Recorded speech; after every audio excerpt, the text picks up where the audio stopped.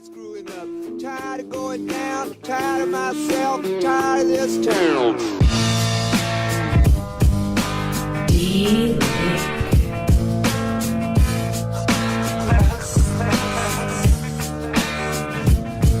Small pond, big pond, the fish are the only difference. City out of harmony, lingering on the dissonance. Fishermen wrapping up citizens with their fishing nets. Sometimes chemicals, some played old and Eminent Waste of Time, episode 16. I'm Doug. And I'm Chad.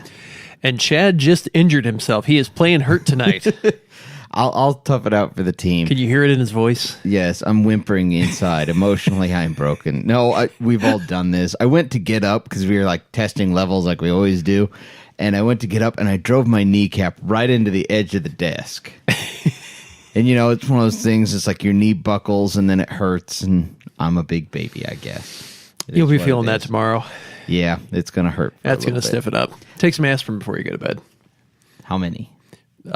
Just like one or two. You don't need a ton. It's just I don't know.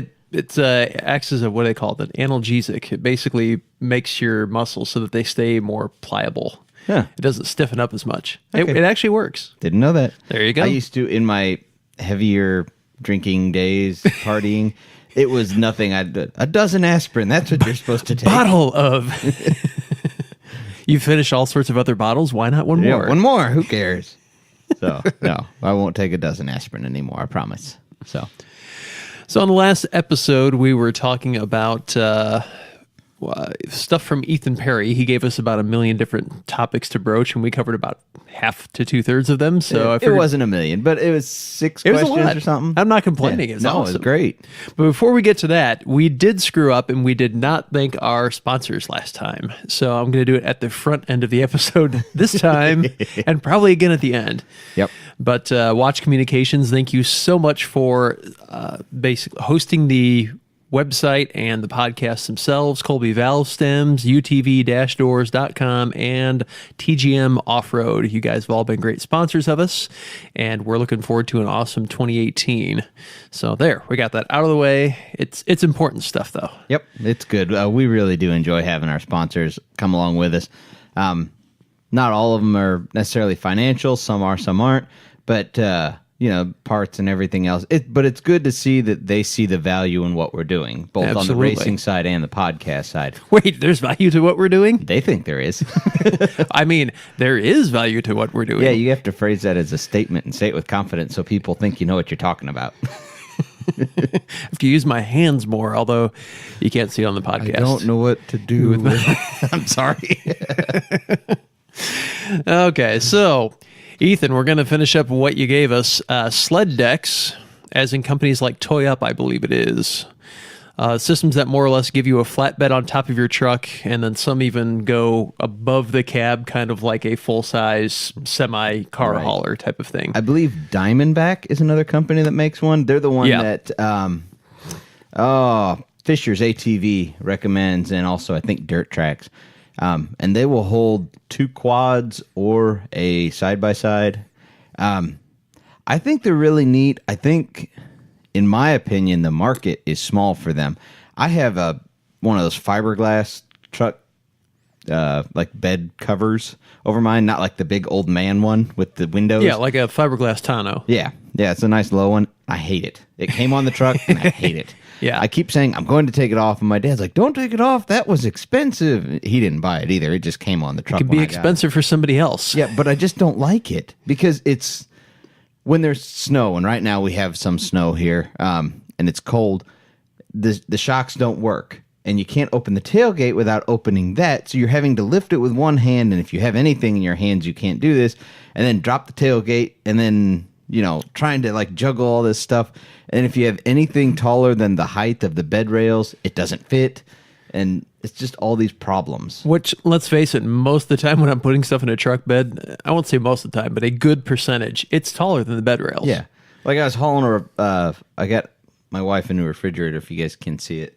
It's all shiny there in the background behind my head. Don't tell her I'm buttering her up because I'm getting a new side-by-side. So she got a new fridge and flooring. I was going to say, you also bought her a new floor. Yes. And you had to put it in. Yes. But I'm getting a side-by-side. So it's paying her off. This is like the mafia here. Anyway. I was hauling a refrigerator over to the shop because that way we can put waters in it. Right now, all it's going to do is keep them from freezing. Yeah. Refrigerators in Indiana that are not in an insulated building just work as insulation in the wintertime. But anyway, so I have my truck cover on there, and the thing was the truck cover had to go all the way up, and I shoved the fridge in as far as I could, and it was still hanging off the back of the tailgate and everything with the tailgate down because I couldn't stand it up in there. Right. And I couldn't push it any further forward to close the tailgate to keep it secure. I just don't like them because it really, really limits the use of your truck most of the time. And the trailer is covered in snow, and hauling a trailer down ice-covered curvy roads is a whole bunch of no fun. So really, you're kind of limited to throwing it in the bed, but you're covered up. So Right. Well, I mean, I had the option. You could go get the trailer, but the problem is the trailer right now, it's not a ton of snow, 6 inches, maybe 8 inches. I don't know, something like that. But then I would have had to go, driving my truck through the yard, and the ground's not really frozen under there. It's still a lot of mud, and it just making a mess to go get the trailer. So that's why I don't like it. And I've said before to my wife, the reason I want to take it off is the problem I'll run into is I'll be out somewhere and I'll need to pick something up. And I've so far been okay. I haven't not been able to fit it because of the cover, but at some point, there's going to be something I need to pick up, and I can't fit it under the cover. So circling back, you don't like this thing for the same reason? I don't like it I think it's a great thing if, like Fisher's ATV, we'll take them for example. Their whole job and their whole career and basically their life revolves around going and riding in destinations. So it does really well for them because that's kind of what they do all the time. Me, I'm a normal guy, I have a normal job and all that other stuff. It limits my truck too much for the same reasons that the fiberglass tonneau cover and everything else. I just don't like the fact that it limits it so much, and they're near impossible to get off because they weigh a ton. I mean, it's kind of a specialty thing. If let's say you've got a travel trailer or something you really like and don't feel like getting a toy hauler, it's an option. Right. Another option would be, let's say you're going someplace like Silver Lake, where the parking is extremely limited. There's a wait list. There's like a lottery system to get in and park. But if you can get your vehicle in with your equipment on it and offload inside, you don't have to park. So in theory, if you've got a bad enough truck that you can load up a UTV in it and drive said truck into the park and then offload into the dune, into the dunes, the off-road section. Yeah. Not just into parking lot. Right. That would be an option. It saves you from doing their voucher system. Right. And that's another good use for it. And I'm not doubting the product. It's a great product. It works for people that need it. It's perfect for them. How many people are going to Silver Lake Dunes? It's super limited. I mean, not just that, but that specific scenario is very limited. Right. So I think they're a great product. I think it's a good thing, and I think it's a needed product out in the market because there's only a few companies that are making them, and they seem to do pretty well. And they're super secure also. I mean, right, because they're so heavy and so robust that it's not like, one of those, the pleather tonneau covers that they have. Yeah. Where, I can get in with a Stanley knife and I just cut. I mean, it's nothing like that. They're locked down and they're good. But I think the market is so small for them, and for me, I don't like that it limits how I can use my truck. I think it's a similar market to, the slide-in truck campers? Yeah. Those are nice. The people that like those tend to go off-roading or hunting or places where you can't reasonably get a trailer in, but you need to get a camper in. Yep. And I think it's the same kind of market. But the problem is if you have that, you're not using a slide-in camper. So it's kind of an either-or, like day trip type of stuff. Right. Because typically if you're going to need something like that, you're not going to be towing a camper into the area where you'd have to use it. So it definitely is a really useful product, and for the people that need one, I'm glad it exists. But yeah, I think it's pretty limited. I mean, it's also a good option if you have a heavy enough truck, and like you said, you don't want to buy a toy hauler, because a toy hauler, they're expensive. I mean, we've all priced them, and like a normal trailer in the, we'll say, 28-foot range is, I don't know, $30,000 for a nice one. and you make that into a toy hauler, and all they basically do is cut a hole in the back and make it fold down for a ramp. Add a couple feet on the back, and that that's thing it. just went to 40 or 45. Yeah. I mean, Yeah, because you could throw this if you had a decently, let's say you've got a 3/4 ton truck. It's nothing fancy, but you like it and it runs well, and you've got an old pop-up camper. You can throw your rig on there, tow your pop-up camper, and have a very inexpensive way to get out and about. yeah. And if I remember right, those tops are not really super expensive. I mean, they're pricey for a bed cover, but I'm trying to remember. I think they're couple $1,000s or under that. Yeah, they're not terrible. I mean, so let's say you have a camper and you need to haul your toy out there, your side-by-side with you. For a couple $1,000s and you already have your camper, you can add that ability. Now, if you needed a toy haul, you're going to add, even if you buy used, $8,000 maybe. I don't know, 5 to 8. Yeah, and honestly, same size and year. I'm not super impressed with the way most toy haulers are built. I mean, it seems like after 5 or 6 years of decent use, they're getting pretty cheesy. Little wiggly. Yeah. I mean, it really, as you've said before, it's the cheapest house you can possibly build on top of a trailer frame. I mean, I own a travel trailer. I know all about it. It creaks and it groans, and it doesn't inspire any kind of confidence in a storm. No. And now you're hauling heavy stuff inside of it. Yeah. Yeah. Like you said, I like it. I don't think it's a super wide market for one. No. So anyway, that was our opinions. Windshields. I'm personally not a fan, but your thoughts? That was Ethan saying he wasn't a fan, not Doug. But I will actually agree. I very, very rarely put a windshield on anything. I don't like them. I will give you a couple of reasons. One, a windshield, it's pretty pricey. I'll do nothing but a hard coat windshield if I ever get one, because anything else and they just scratch and they're junk within a short order. But the other reason I don't like them is they create back pressure behind it, and any dust. If you've ever driven behind a side-by-side or followed a friend or whatever, you'll see dust actually collects in the vacuum space behind the tailgate and in the back of the machine. When you put a windshield on, it does the same thing, and it actually draws dust into the cabin space where you are, which is where your engine air intake is 99.9% of the time, unless you've relocated with a snorkel. And everyone will, I've done this to try and combat that, but you've caused one problem by putting something on, the windshield, and then you have to put a back window in, and then it creates this other void and vacuum of air and swirling dust that collects in there. And honestly, it's easier to clean off goggles than it is a windshield if you're out on the trail, especially if you have tear-offs or roll-offs or something like that. I mean, one tear or one pull of the cord and your visibility is back. I do agree. Now, the only real thing that I would say a windshield is good for is wintertime. If you're just trying to keep the bitter cold out, then that's... It does knock the wind down, and that's good.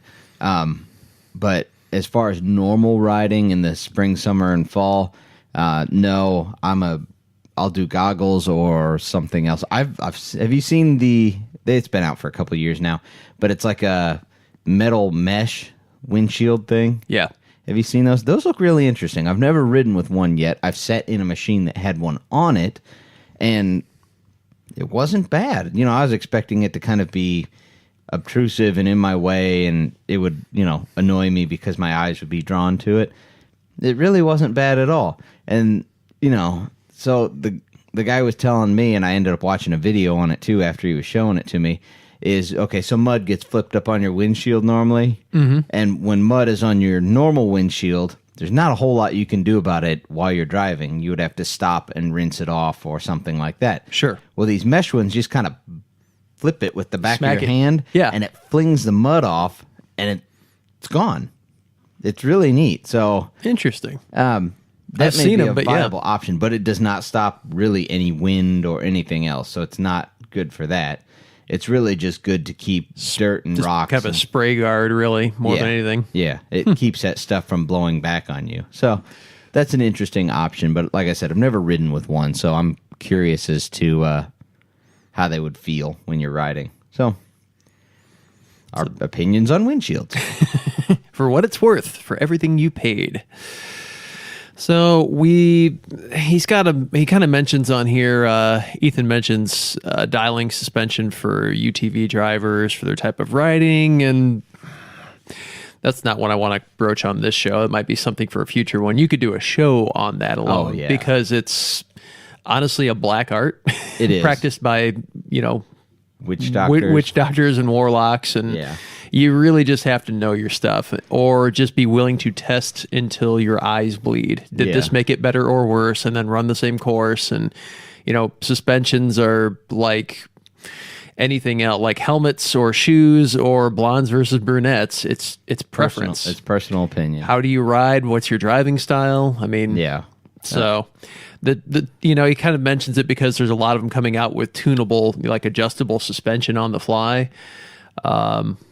Again, I haven't driven one yet. I'd like to, but I'm still a fan of knowing exactly how it's set up for my driving style. And I'm not the type of person who's going to want to change that. Like, oh, I'm in the dunes and I want this setting, but now I'm going to be driving over here and I want that setting. I want to know how it reacts pretty much the same way all the given time. I want to get it perfect and leave it there. I assume you're referencing the Polaris Dynamics system. Yeah.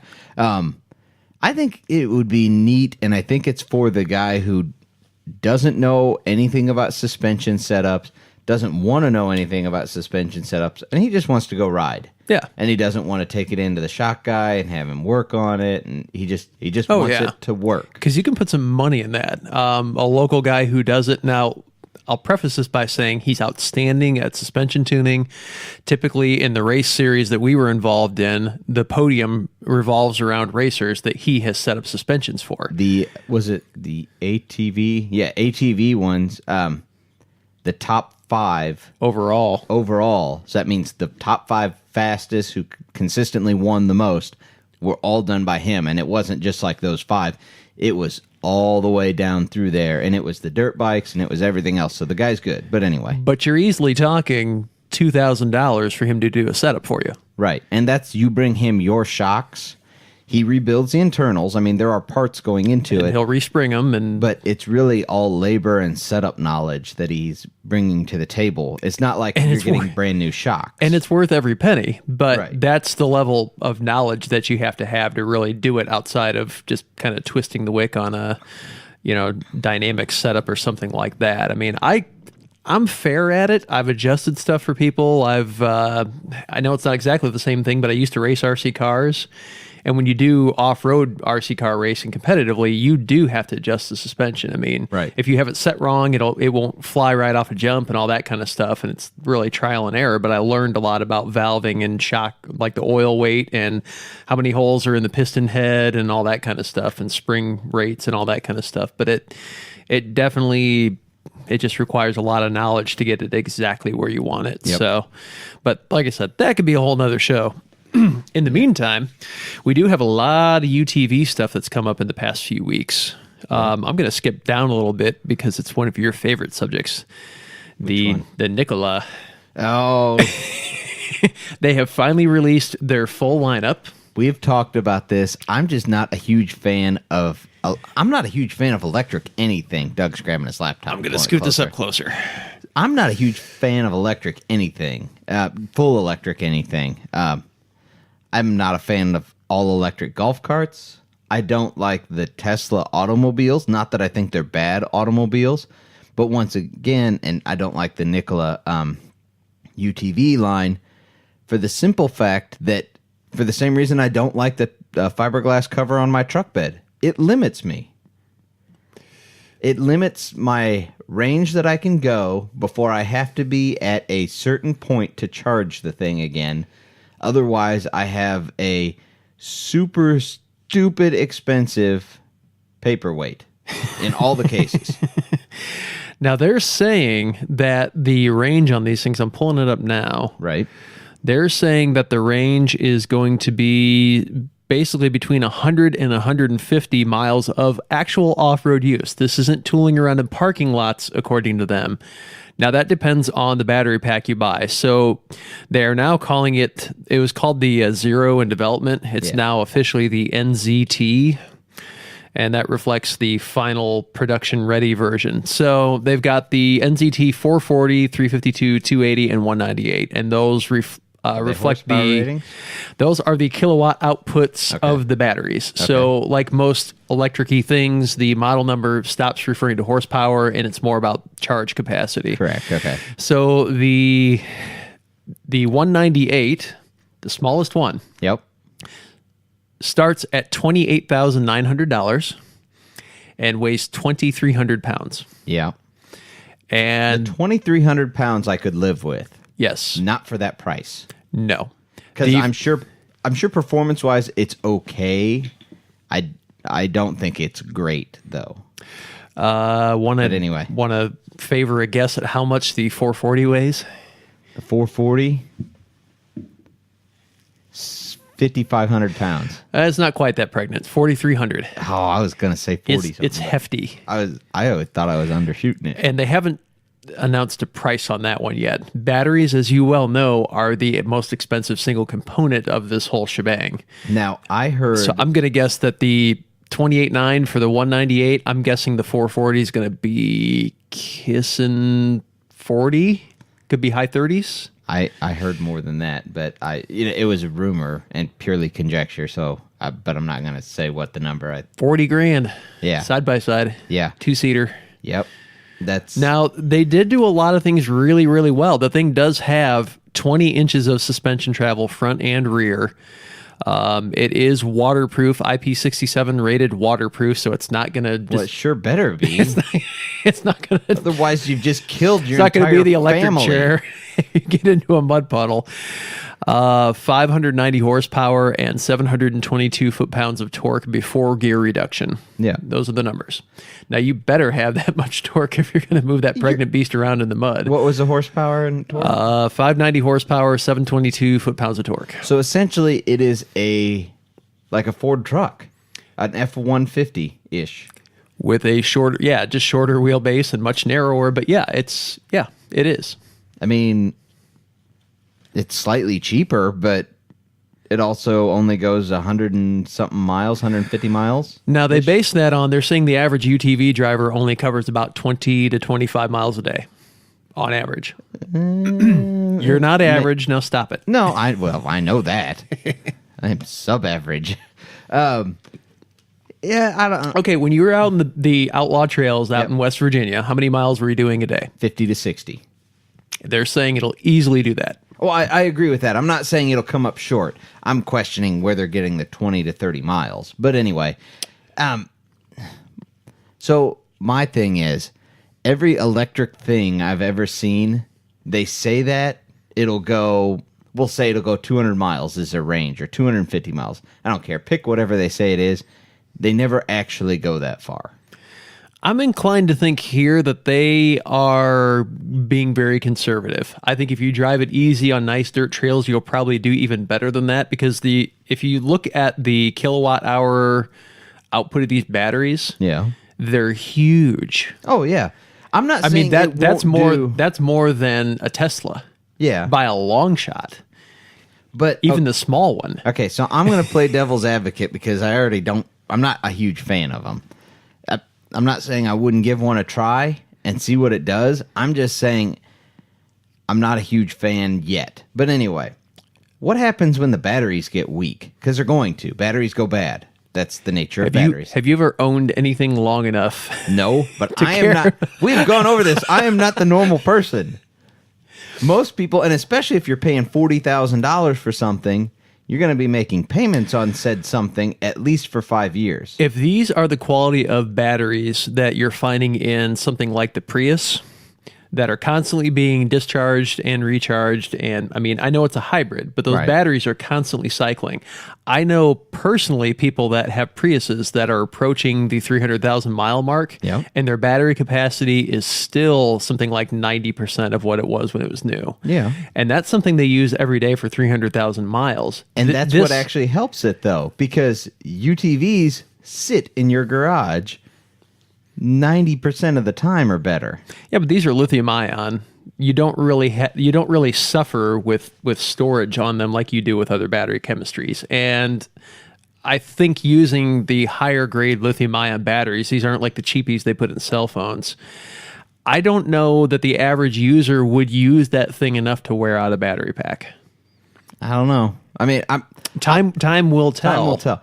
I guess my thing is, I look at it's got so many things that are not appealing to me straight away before it even proves itself as a capable machine. So, okay, the suspension travel, great. I'm thrilled that they have good suspension travel. It's extremely heavy for the size that it is. It's extremely expensive for what it is.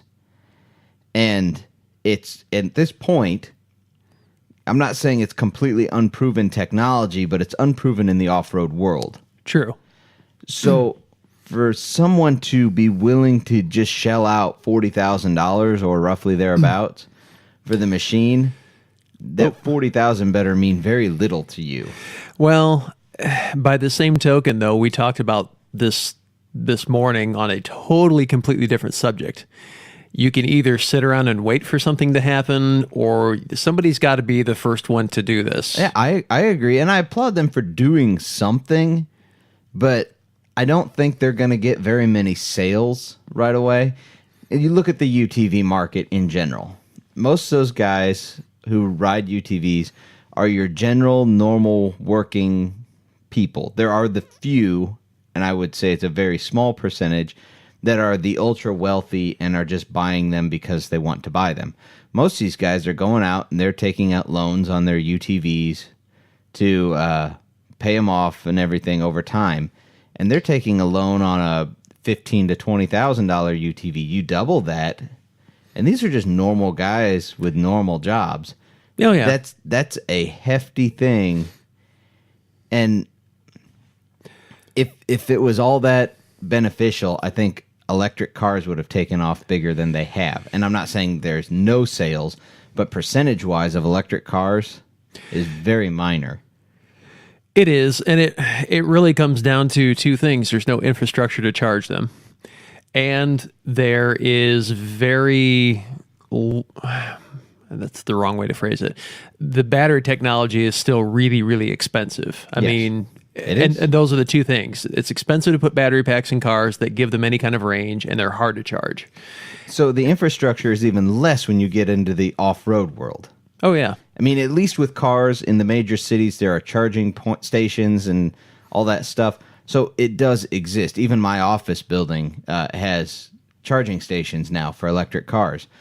But there's 2 charging stations, and we have, 400 people that work in that office building.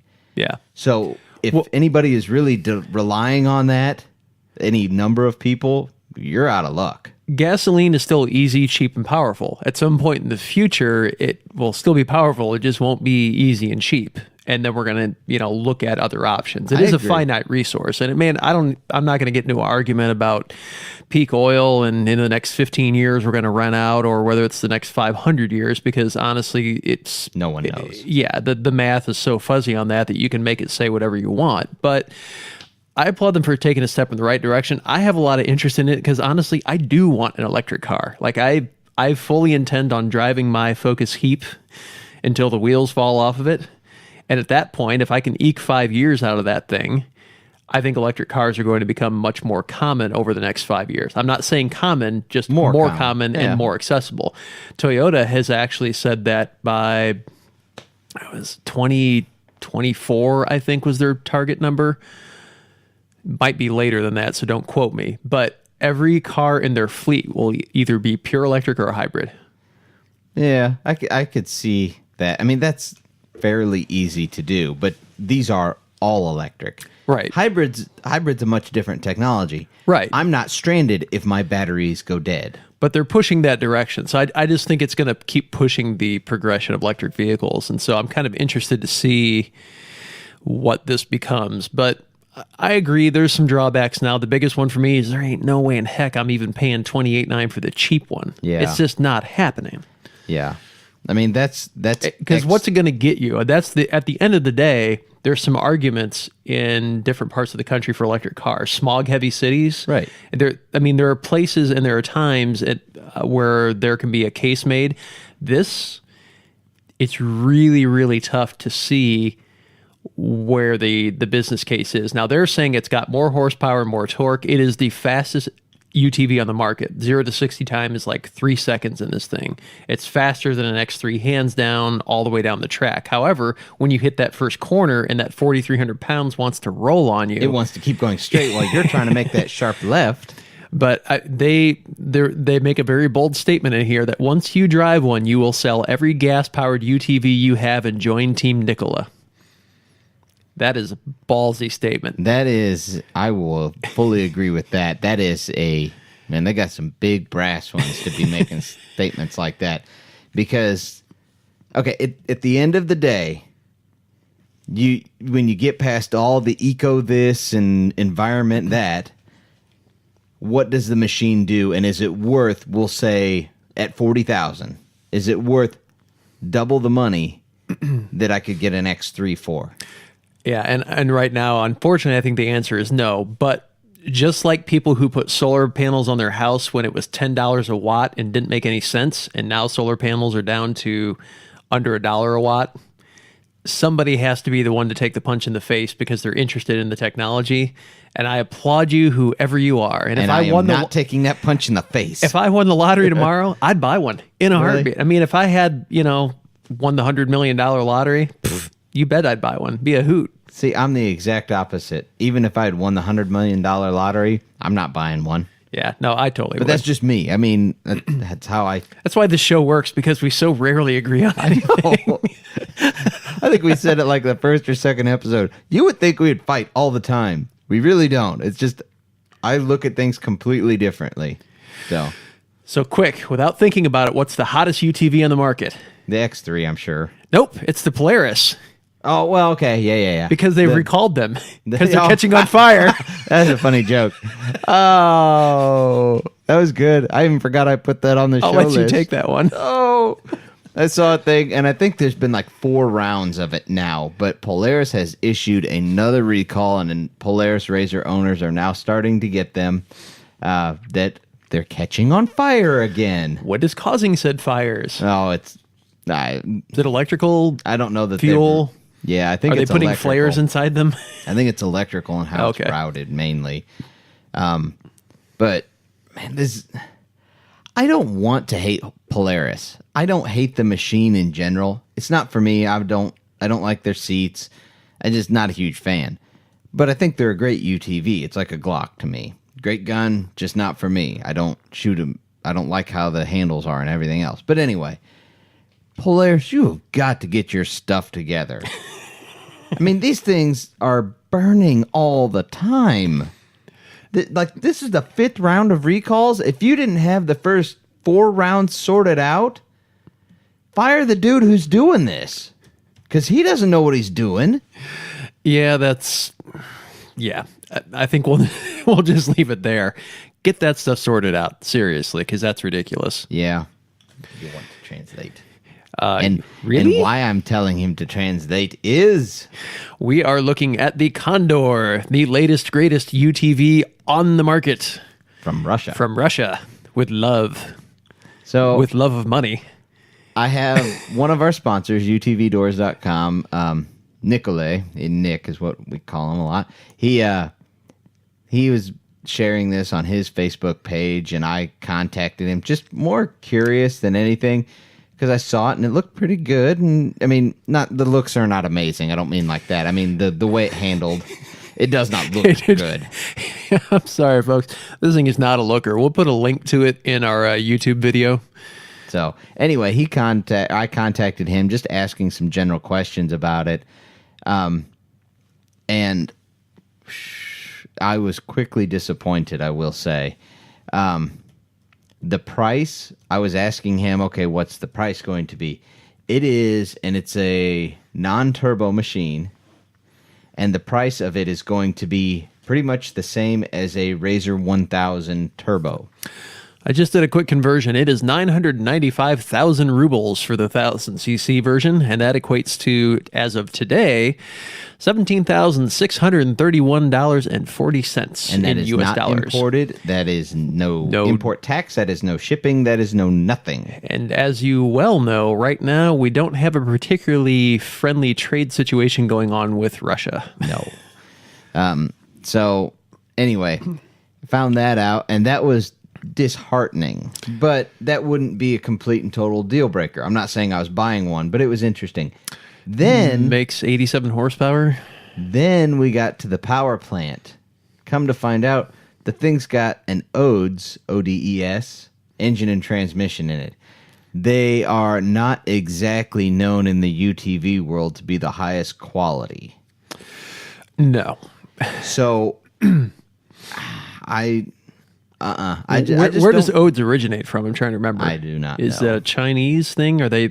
Or is it actually Russian built? I don't know for sure. I mean, I'm familiar with the name and their reputation for middle of the road quality, but I couldn't tell you where they came from. My guess is it's probably a knockoff of a more popular design, but In the past, a lot of their stuff they were knockoffs of the Yamaha Rhino okay. in the past. Now, this one might be a knockoff of the Rotax or something like that. I believe it is by Okay. the sound and everything else of it. That's what I saw it was. You're not getting doors. No, you don't get doors. It's basically like a tube buggy with a hood and some fenders, and that's about it. It's an interesting design, much like your friend with an ugly baby, and you go, "That's an interesting baby." That's a baby. No, it.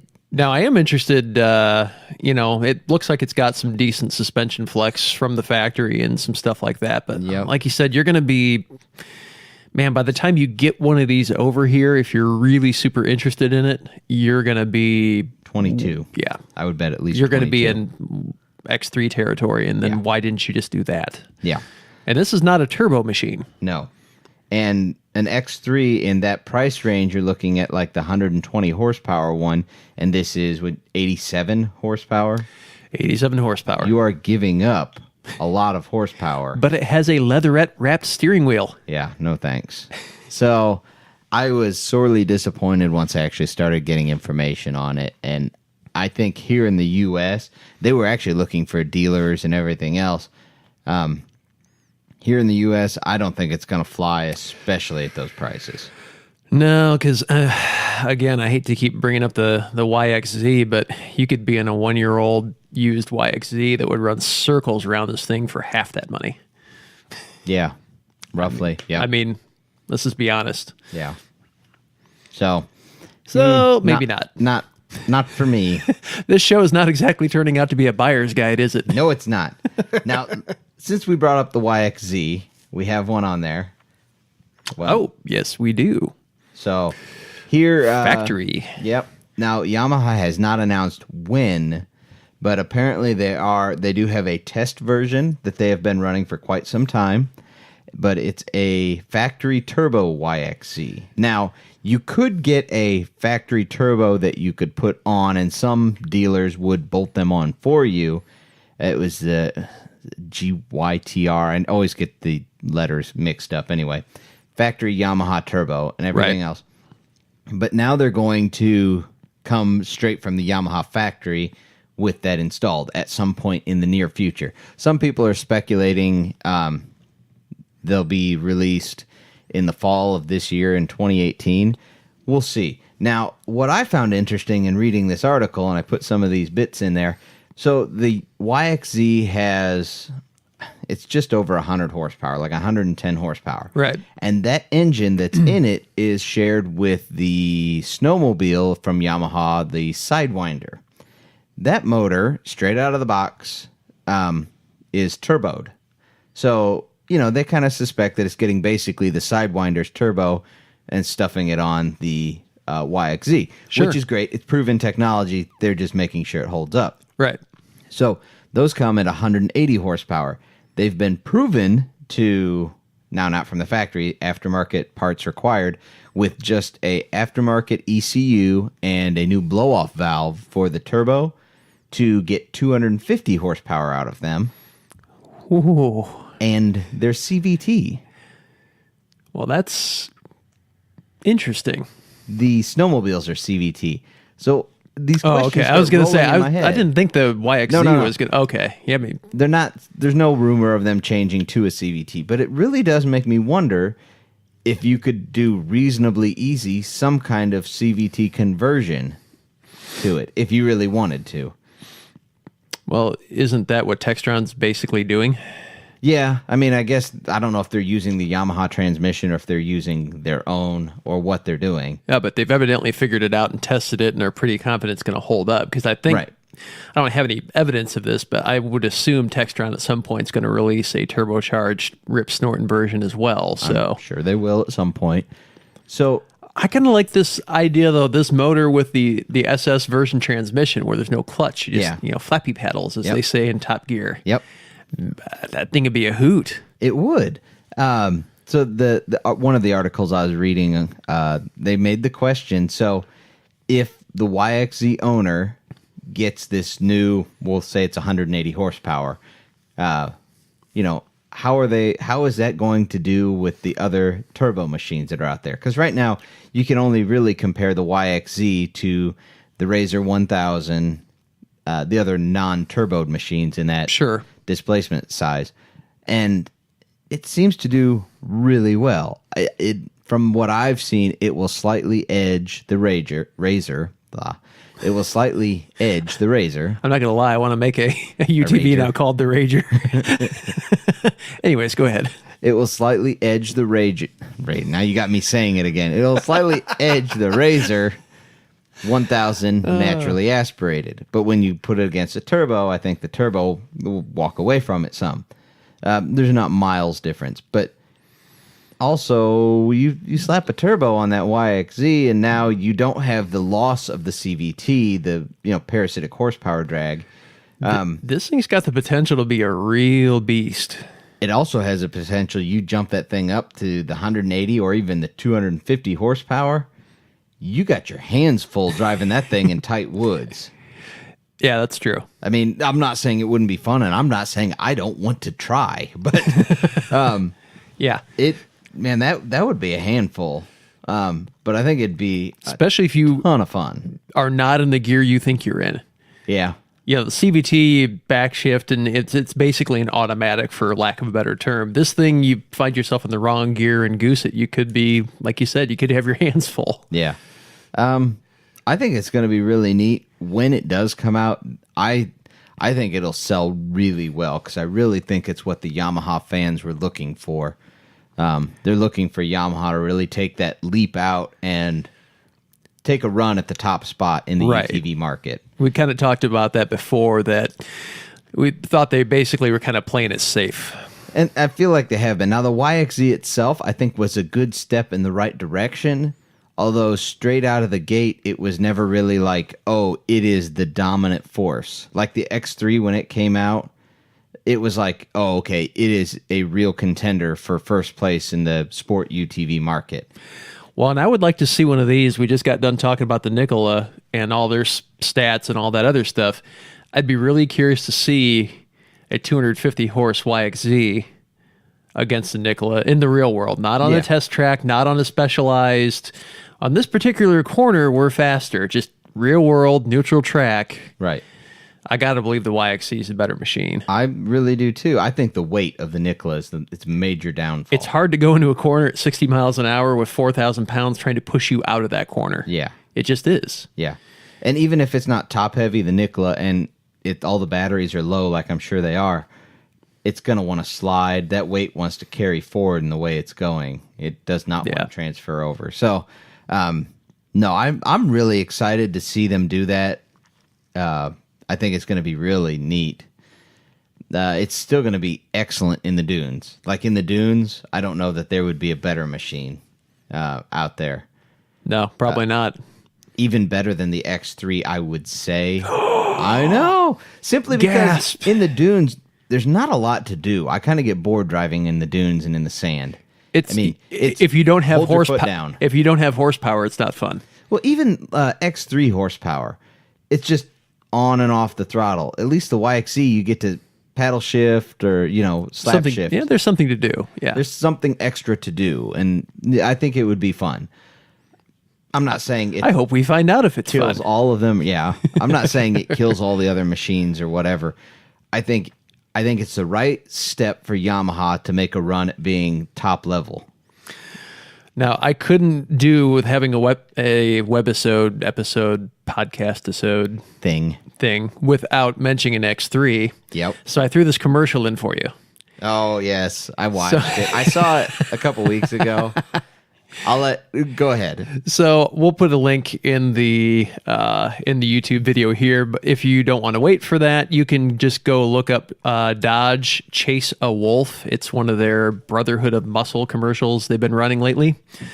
And so the gist of this is, what is it, a Challenger they're chasing? There's two X3s that are chasing a Challenger through the snow, like in a mountain setting.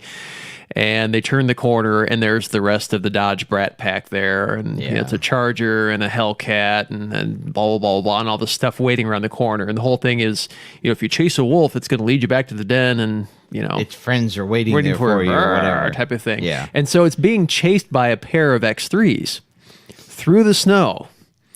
Now, you tell me, I don't care if it's an all-wheel drive Charger with a Hemi. That thing's going to stink in the snow. Oh, yes. And so it's all with cinematic. low-profile street tires on and all that thing, stuff. yes. And so, and what could only be described as like the uncanny valley effect, they've got the Dodge brothers like digitally edited in there.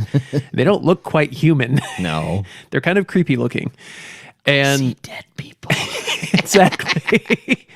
And so at the end of the commercial, the two X3s are lined up nose to nose with the four Dodge variant vehicles, and the Dodge, kind of, brake torques lurches forward, and the X3s turn around and scamper off.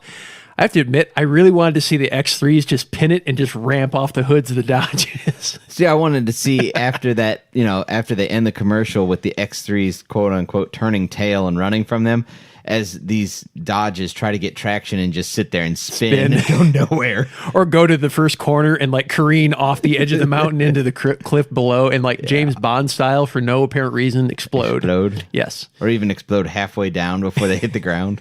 We just watched Goldfinger the other day, and that's exactly what happened. Like, for no apparent reason, this car goes off a cliff and like 2 feet down, just fireballs.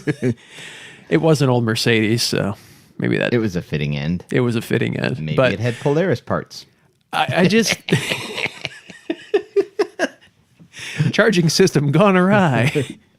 But I saw that commercial and I just laughed because there are so many things wrong with it. And I guess it's supposed to be catchy and not everybody's into the UTV world. But all I could think was it just wasn't even amusing. It was so ridiculous. Yeah, it was stupid. They looked at the body lines of the X3 and was like, that looks menacing and fast and everything else. Our stuff is fast too, and that's kind of what they went with. And then if they would have done it on normal streets or something, or even I would have even bought it out on like the desert or a hard packed dirt road or something. But in the snow, it just really, I wasn't buying. Like, you just walked into the X3's backyard, and you think those things are going to do something? Yeah, I don't think so. Or if it was a commercial for like, if they were making a Ram 1500 with the Hellcat motor in it or something. Yeah. I might have like bought an off-road edition Ram or something. Yeah, the Power Wagon, the Ram 2500 that's got like the Bilstein shocks and all that stuff. I might have. This street cars in the Alps. Yeah. No. Brilliant marketing. Not really. Okay. Do you have any trivia for me, or am I off the hook? Nope. I got trivia for you. Okay, let's do that. Okay. Hold on, I gotta open my phone because that's where I keep the trivia, so he can't see it. I've thought about like trying to find out where you're getting this from, but honestly, I enjoy the surprise. Why are words so hard for us tonight? Surprise. Maybe I should start eating before I do this. Low blood sugar or something. Yeah. Okay. Ready? Let's do it. The average person does what 13 times a day? 13 times. I bet I do this way more than 13 times. I'm going to say something innocuous like touches their face. laughs. Oh, I do it way crap. I've done that more in the past 30 minutes. Oh, yeah. Yeah. Man, people are grumpy if they're only laughing 13 times a day. I'm laughing all the time.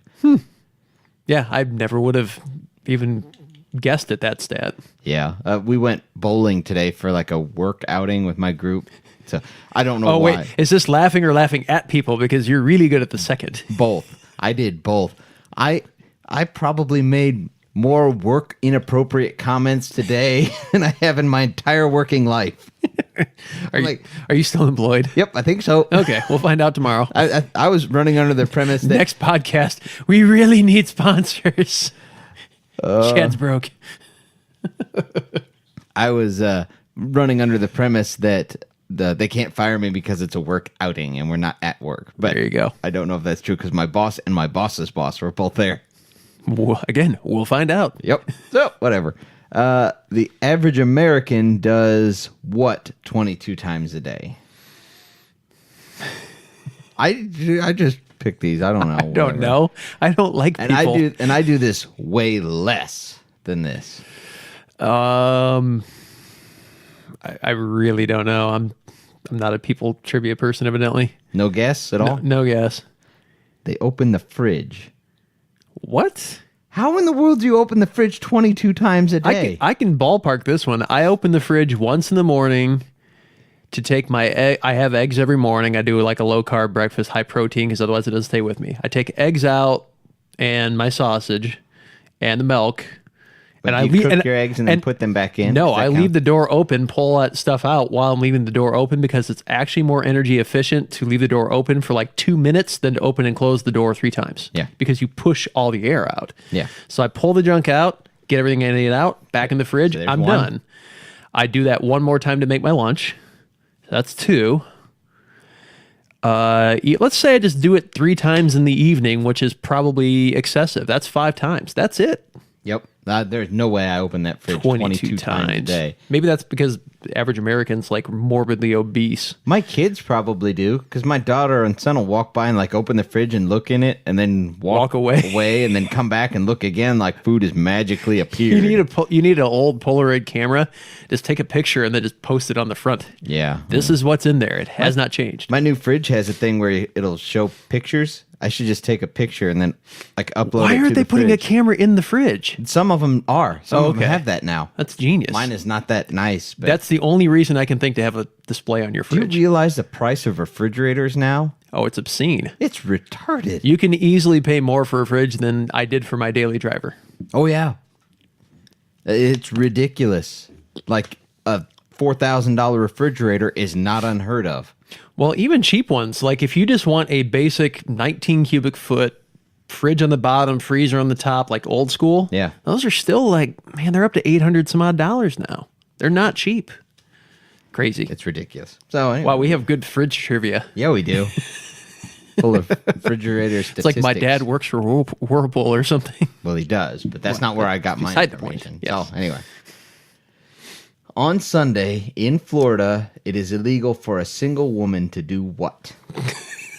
This is very specific. On Sunday in Florida, wear a bikini. Skydive. I don't While know wearing why. a bikini. It says nothing about a bikini, Doug. Okay. That's you. Skydive. But if you're married, you can? Apparently. That's odd. I don't know why there's specific That is laws. very odd. Johnny Depp is afraid of what? Being normal. No, that would be a good guess, but clowns. Scissors. Oh. Yeah, he's afraid of clowns. I don't get the being afraid of clowns thing. I'm not afraid of them. I mean, they're creepy, but not like in a I'm afraid of them. They're creepy in a one step closer and you're going to find out just how squeaky your nose is type of thing. See, I don't even find them creepy. Well, I do because they tend to, it's like a personal space invasion. But Like a lot of their humor is just up in your face. Not a fan. But that's people. That's not Will Ferrell's like that, and I want to punch him most of the time. Well, he is a clown. I can't do the Will Ferrell humor thing. His version of humor is I'm going to yell. You're not going to watch Elf? No. Every Christmas? No. Okay. So anyway, okay. Yep, he's afraid of clowns. Afraid of clowns. There you go. Washington police officers get a half-hour class in how to do what? I assume Washington State, not D.C., but I don't know. Yeah, I'm assuming this is Washington State. It doesn't really matter. I'm just clarifying that. Change their windshield wipers. Sit down. They get a class on how to sit down. Why? I don't know. I think that's like your default mode before you can even walk. Yep. Sit. Okay. I want some backstory on that for the next webcast. I'll have to see You have if a I research project. You have homework now. I didn't do homework when I was in school. Why would I do it now? Okay, I'll do homework now. Good. In California, you can't legally buy a mousetrap without having what first? A mouse problem? A hunting Cheese. license. What? That's awesome. They consider it hunting. That's awesome. But now I'm picturing a mousetrap instead of like the spring and the lever and all that. It's like a little, I mean, just absolutely minuscule shotgun. And when they grab the cheese or whatever, it pulls a little string. Pulls a little string. The dental floss, and it goes. Yes. And now I'm going to build one. Okay. Let's see. In South Dakota, it's illegal to fall down and sleep where?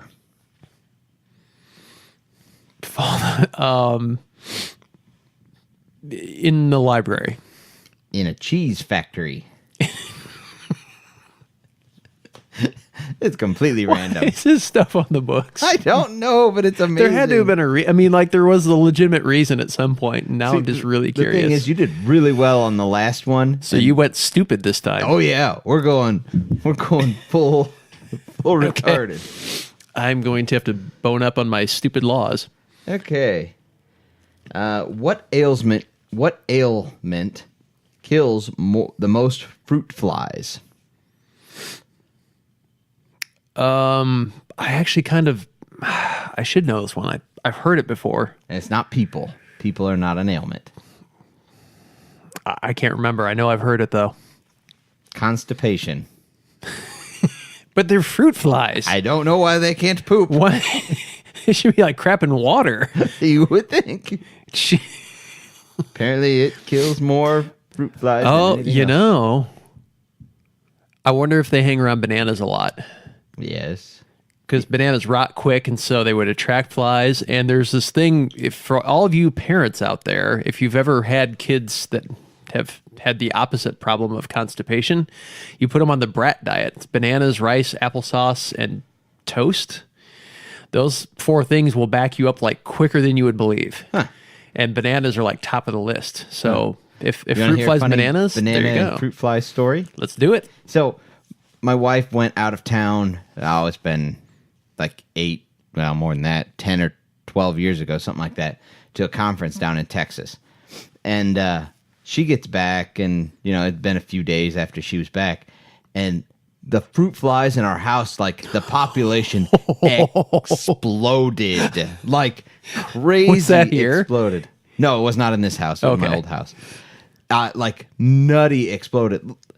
The house was big. It was pretty big for me anyway. It was like 3,500 square feet, something like that. Oh, yeah, that house. So it was, and the fruit flies were everywhere throughout the whole house. And not like, oh, I saw a fruit fly. It's like swatting them away from you. Couldn't figure out. A genuine infestation. Could not figure out where all these things were coming from. Finally, my wife realizes she had packed like a bunch of bananas in a giant purse, forgot to take them out, put it up in the closet. Boo. And like 4 or 5 bananas had just been rotting in our closet, in our like massive purse bag for like 2 weeks. I've got a similar story. Oh, it was bad. We just threw that away. So the house I'm in now. Okay. You were helping with flooring. Yes. On a couple occasions, we were down in the man cave area. Right. You remember me commenting, what died down here? Yes. Like, couldn't put a bead on that. Set the Wayback Machine for Christmas. You didn't lose one of the dogs. I just saw him. No. There was a third dog I didn't want to tell you about. I wasn't feeding that one when you went out of town, so well, I that's could tell the you smell. why it died. No. So when you have Christmas vacation and you go and eat a bunch of food and there's leftovers, what do people always send you home with? Leftovers? The leftovers. What happens when you bring a whole crap load of presents and clothes and everything from a big trip into a room? You dump it all in the one spot. And you forget about the cooler Yeah. with the leftovers. Nice. Jenny texts me and says something to the effect of, the cooler didn't make it. She didn't even attempt to clean it. It went straight in the trash can. Yeah. Yep. I'm really amazed the dogs didn't try and get into it. Yeah, I'm floored because they eat everything. The stupid little scavengers are they're under the fridge. They're doing the paw under the fridge thing. They're always looking for food. Why they were not tearing that cooler apart's beyond me, but it's like a sweet even mercy. They knew you don't want to eat that. Yeah. Smell was We shouldn't be allowed around food is what I just heard. Yeah. I'm okay with, well, I need to eat occasionally. So whatever. Let's see. We've done that. Okay. Number 9. In Blythe, California, the town of, you can't wear cowboy boots unless you own at least 5 of what? Spurs. Head of cattle. I like that one. That's not a bad law. No, that is a good law because so many posers out there wear cowboy boots. I don't wear cowboy boots. I was waiting for you to say you can't wear cowboy boots unless they have actual horse crap on them or, something like that. Nope, you have to own 5 head of cattle to wear cowboy boots. I want that to be a law everywhere. No offense, country and western listeners, but I'm sorry, but if you drive a $90,000 platinum truck and you've never even set foot in a cow pen. You live in a $4 million home and, you pay someone to mow your yard. I'm sorry. Take them off. Take them off. Okay. That is, dishonorable to the real cowboys because that's a hard life. Yes. In Minnesota, it is illegal to tease what kind of animal?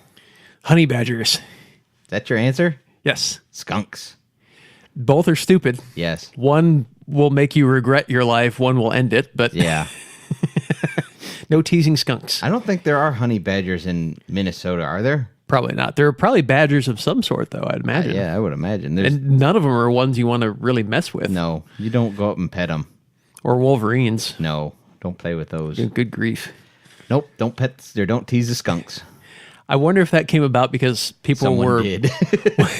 Well, if they were doing it purposely to spray somebody's house or dog, inciting a skunk to spray on somebody's property. Yeah. Because that is kind of a crappy thing to do. No. Well, on that stinky note, I think we should probably end this thing. Should we? Yeah, we should. Okay, We really should. We can. we are approaching that 1 hour mark where we try and stay roughly around. We have not been successful yet, and we are not going to be successful this time, but we'll be closer. It's going to be real close. So, well, anyways, one more time, I want to thank our sponsors. I'm going to re-up here because we forgot last time. Fine, go for it. But Watch Communications, thank you so very much for, hosting this podcast and for hosting our website. And once again, if you live in rural Indiana, Ohio, I think parts of Illinois, possibly up into Wisconsin, if I'm remembering right, and you need internet access, go ahead and look up Watch Communications. Their link is on our website, and they can hook you up if you live out in the sticks.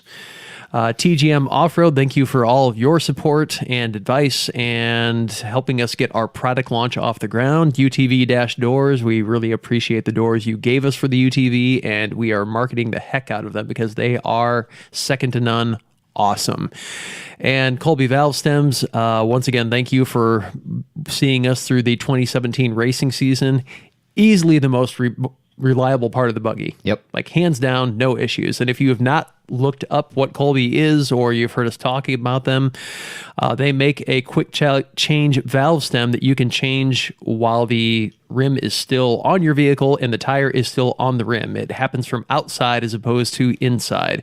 And you don't even need any tools to do it. They're an awesome trail accessory that for $40 gets you, I think, a set of two or three of them. Yeah. But it's just one of those accessories that if you've ever broken a valve stem, you've had a root come up and just bust one off, ruins your day. It's not a problem anymore. No tools. You can get it changed. They are an amazing accessory. Go look for them. So thank you to all of our sponsors. We apologize for the oversight. You got double billing this time, so I think we're back on track. Yep, we'll count it as good. So, and on that note, thanks for riding along with us. Thanks, guys. Tired of going down, tired of myself, tired of this town.